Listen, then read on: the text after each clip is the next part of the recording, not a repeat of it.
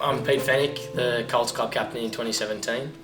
I think the thing about Sydney Uni that's really special is the access to facilities and support that we get. You know, it's ongoing. It's 24/7. You know, we get the awesome new facilities at the number 2 grandstand gym. You know, putting on things like buses and stuff for us to get to games, and it's just they often go above and beyond, which is like something unique and I think very special about the club. I'm Jack Blair, currently playing 3rd grade, and I'm club captain of Sydney University Football Club. As club captain, I've tried to lead by example. It was a pretty surprising honour to be given to me at the start of the year, but I've loved being a part of the club in this aspect, and I think it's been an awesome opportunity to see how the club works and also have an influence on the club as well.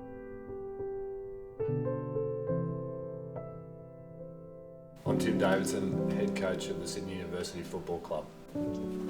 I think what this place teaches you in terms of life lessons and the person that it makes you become is what's special about Sydney University Football Club, and those skills are so transferable into life outside of the university and the game of rugby itself. And I think you don't realise until your career's over just what an impact such a special place like this does have on you, and I'll be forever grateful for the lessons that it's taught me.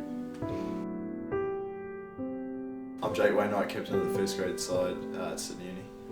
One thing we spoke about throughout the year was how tight we became through just a lot of suffering that we did, and not that sort of suffering, just sort of, I suppose, just through like suffering through hard work.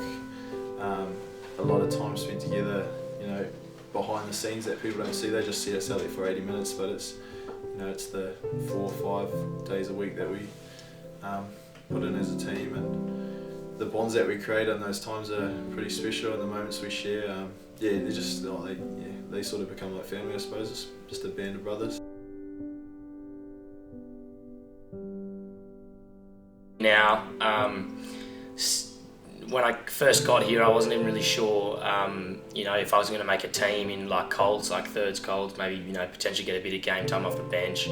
But, you know, like coming here, getting involved, like in my first year, like everyone, it just becomes your like best mate, like no matter who it is. So you get a group of like 50 to 60 Colts, and everyone's, you know, so tight knit. And now 3 years later, I've got, you know, every single person from Colts in the last 3 years I'd consider my mates, and I've got some of my best friends and friends that I reckon I'll be having them for the rest of my life. So it's yeah, my teammates meant a lot.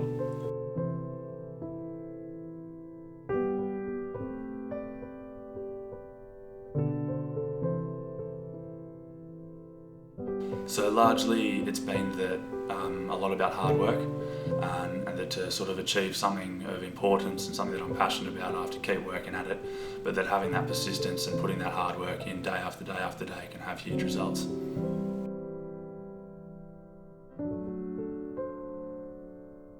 My goal as head coach are to pass on the knowledge and the lessons that the club taught me to the players first and foremost, because I feel that if I can pass that on, it'll not only change the lives of a lot of good young men, but also if they can pick up those lessons, then that'll transfer into how they play the game on the field, and then that'll in turn transfer into results. So that's the biggest thing for me. It's wanting to give something back to the club that's been and formed such a huge and special part of my life. Supporters' contribution is huge. I think like any organisation, you're not who you are without your supporters, and the things they do, I think, go unnoticed a lot, but the support that we have as a club is massive, and without their support, I don't think we would be where we are now. We wouldn't be able to exist without the supporters, obviously, and have had a huge impact on my life personally.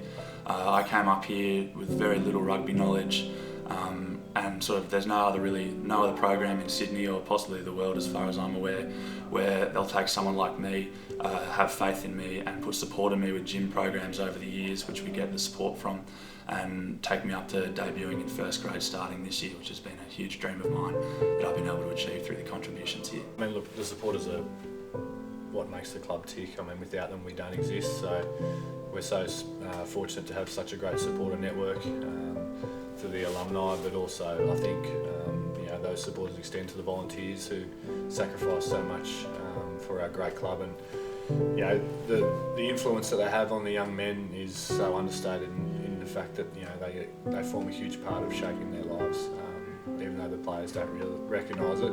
But, you know, it's amazing how much selflessness that they have in terms of what they do and going above and beyond for us on a weekly and you know, daily basis to make sure that we're organised and on point, and the players are prepared well for the weekend. So you know, we're so fortunate that we've got probably some of the best supporters in the world and some of the best volunteers in the world, and you know, we're very proud to call them our own. Supporters, obviously we can't, you know, do what we want to do, which is, you know, succeed in first grade, you know, get that club championship, and so without our supporters coming in and, you know, donating and doing whatever they're doing, we can't have the awesome facilities and keep our awesome staff on. So, you know, it means a lot, and I guess we've all got to thank the supporters and make sure, you know, we get around them and give them return on their investment into the club.